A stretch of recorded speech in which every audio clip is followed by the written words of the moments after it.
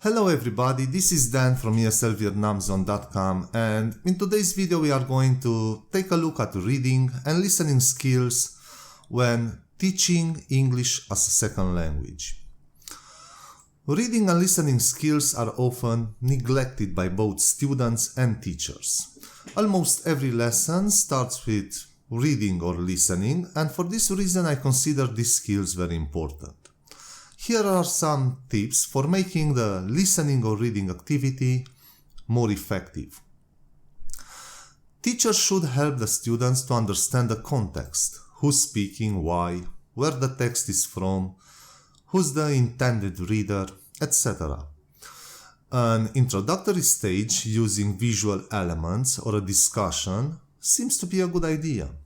Giving students context questions while they are listening is also a good idea. Such questions might be: how many people are talking? Do they know each other? Where are they? Etc. The related language has to be activated before reading or listening activity. A pair or small group activity or discussion can do that. Such an activity before the reading or listening task can generate relevant ideas as well. Students need a reason to read and listen. Otherwise, most of them will do it mechanically, reading and thinking of something else. I usually prepare a task for my students to answer while reading or listening.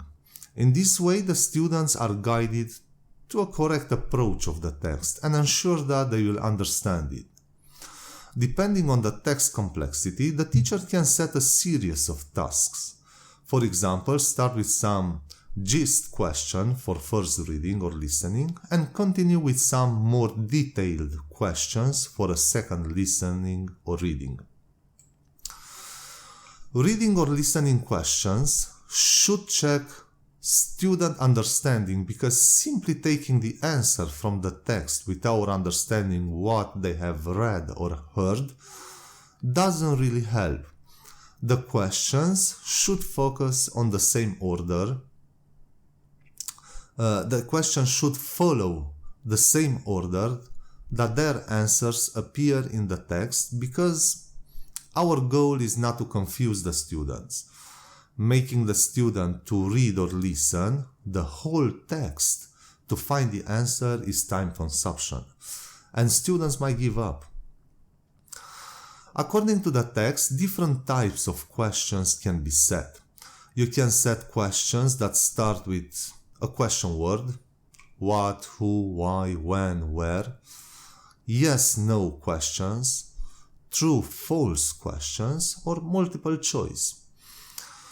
Of course, the type of questions you choose depends on the text itself and the result you want to achieve. The teacher has three options for dealing with unknown language. Number 1. Pre-teach unknown language that is needed by students to complete a task. This can be done as part of an introduction to the text. Number 2. The unknown language can be ignored if it is not relevant to the completion of the tasks. It is said that if the students are tolerant to unknown vocabulary, then their abilities as second language readers and listeners will be increased. Number 3. Using a deduction from context task can be also used to teach the unknown language. Maintain the peace and interest level by encouraging students to compare answers in pairs or groups. This will also help students to focus on a specific part of the text. Follow any receptive skills lesson with a related post-listening and post-reading task. Students will have opportunity to use the language, and this will heighten their sense of achievement, which is important from all points of view. All the students should be involved in the feedback of a task before establishing the correct answer. Reading aloud is not productive. Some may say that my statement is not true, and probably they are right. However, I've seen many students reading aloud in the class, but they couldn't understand what they were reading. Reading speed is reduced because we speak slower than we read. If we consider connecting speech, then we may say that reading aloud interferes with pronunciation. Some people might say that it can help to deal with pronunciation on a particular word, but I think there is no need for reading aloud for this. There are more effective techniques that can be used to deal with that. Personally, as a learner of English, I find reading aloud very stressful.